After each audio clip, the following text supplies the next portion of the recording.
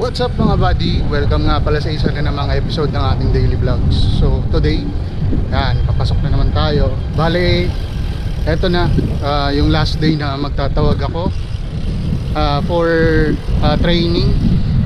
And next week, palit na ng schedule and full day na yung tawag namin. So bale next week, 10 to 7 na kami.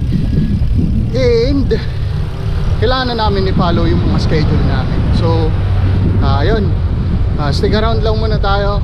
Biyahe tayo papunta ng Makati Mandaluyong Bridge. So tara, and let's go.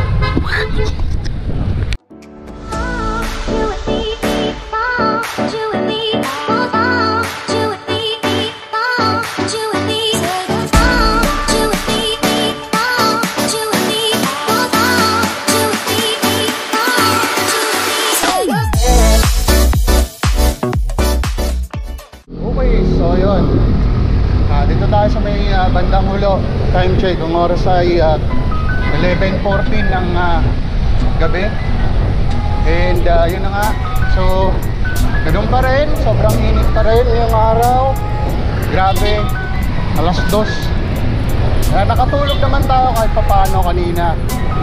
Mga siguro ilang oras lang din yun, 5 o 6.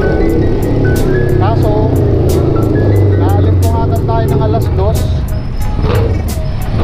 kasi something naman yung buga ng electric fan napakainit. Tapos naalala ko kailangan ko ipalondre yung mga labahan, so nagpalondre muna ako, tapos tulog ulit ako ng alas 6. And ayun, gising ako ng mga 10 o'clock. So yun, medyo hassle talaga kapag ganitong sobrang init ng panahon. Hindi ko ina-expect na ganito yung niya. Ganito yung magiging outcome na changes ng panahon. So pati yung pati yung tubig sa tangke mainit. Pero anyways, okay lang yun. Mahalaga ngayon, tayo. Kahit pa paano may tulog. Hindi kagaya ng nakaraan na halos wala. Ay, grind. And nga pala, wait lang, tanggalin natin yung platform sa cleats. Otek yan. Umudulas yung paa ko. Hindi ako makabuelo. Hirap bumitaw. Ayun, diretso lang muna tayo ng biyahe. And let's go. Okay, so ayun, dito na naman tayo sa Loton.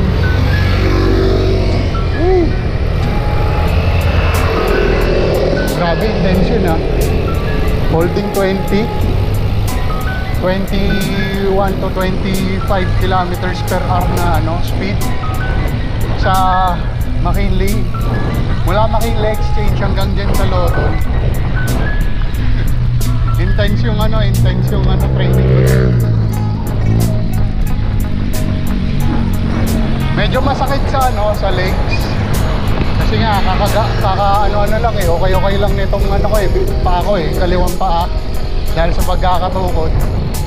Medyo okay na yung pakiramdam, pero bigla na namang sumasakit yung yung paa. Tawag dito yung pilay mismo. Pero di naman yung ganun ka sobrang sakit. Saktuhan lang. Pusang pinamay. Yan. So ayun, good morning mga buddy. And yan, as you can see, dito tayo sa may likod ng Venice. And pauwi pa lang tayo. So tapos na naman ang isang linggo ng training natin. And next week full time tawag tayo. Maliban doon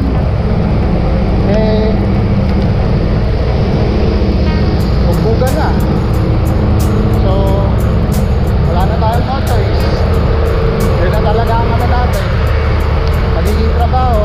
So pero don't worry, meron tayong backup plan. Ginawa na natin ang backup plan yung ano natin yun. May kukwento ko sa inyo kaunti. Kaya muna, let's go. So yun na nga mga buddy. Tapos na yung training namin. And yung ano, tapos na yung training. Next week, full time call. Malapit na ito, may assigned team na kami para sa pagtatawag. Nga lang, maraming naging problema, especially ngayon, sahod namin. So, ang nangyari, nung tawag dito, kahapon sa last video natin, naantay natin yung sahod and walang lumabas. So inano natin, hinayaan natin, antay tayo ng next day 13. Ngayon 13, nantay din natin buong araw hanggang kanina, wala pa din. Nag-email, ang galing, payroll, sabi salary will not be credited early. It will be credited on Monday. Gari, wala tayong panggastos ngayon. Hassle, di ba? Tapos meron pa. Doon tayo sa may makainli mag-usap doon sa susunod. Let's go. Okay, so yun, dito na tayo sa may tawag dito, Makainli. And yan, medyo ano lang muna tayo, chill ride lang muna tayo ngayon pa uwi kasi may kaunti tayong discussion. So kanina sabi ko nga yung sahod namin ngayon, although sabi hindi daw delay at tama naman daw, on time naman daw ang release, which is bale yung ano nga pala namin, payout namin is 15:30. So kagaya ng mga regular employees na every 15th and 30th ng buwan ang sahod namin. Ang kaso lang yung ibang company nakapagpasahod ng mga employees nila, nakakapagpasahod ng employees nila ng 12, which is Friday. And dito sa amin, medyo nakakapagtampo lang kasi antayin pa namin yung Monday na 15 hanggang 12 ng tanghali.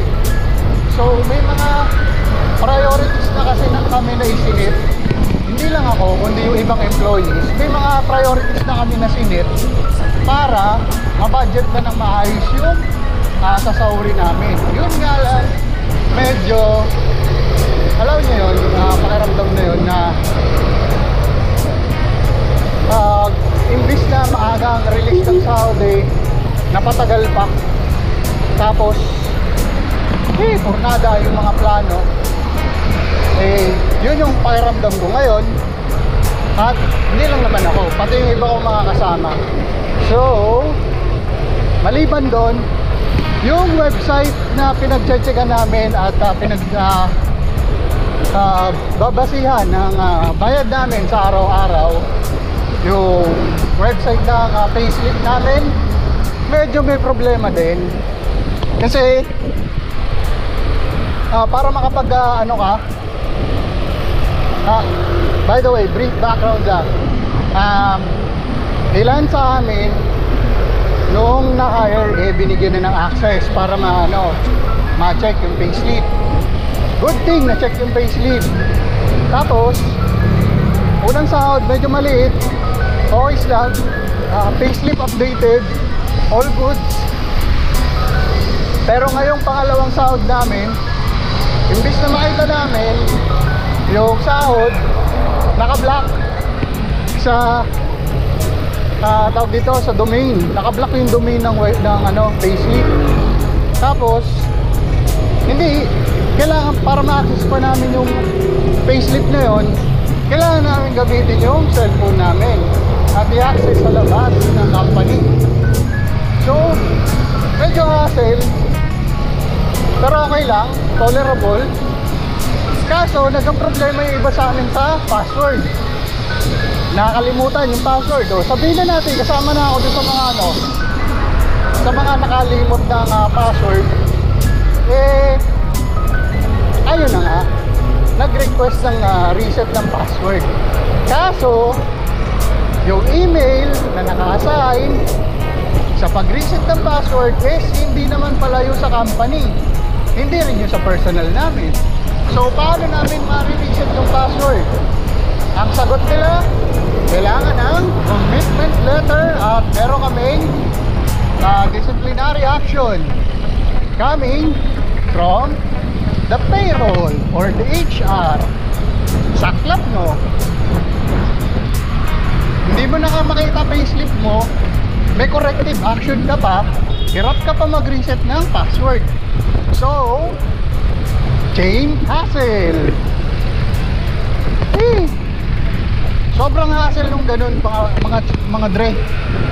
Yung tipong papalitan mo na lang yung password ng ng payslip mo, logins mo. Tapos may ka pa, corrective action ka pa. Gagawa ka pa commitment letter. Diba?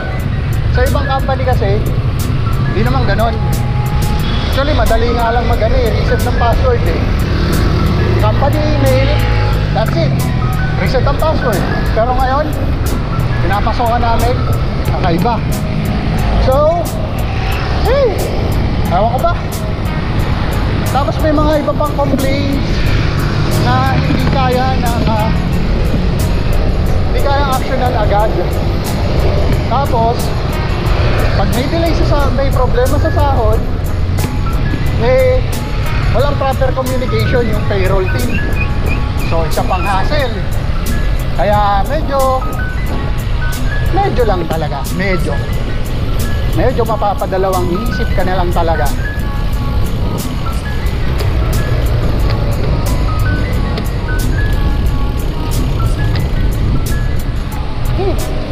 So yun na nga, daming hassle ngayong araw na to. Bukod sa hassle ka na sa trabaho, hassle pa yung sa payslip. So talaga naman. Anyways, dito na tayo sa Ayala.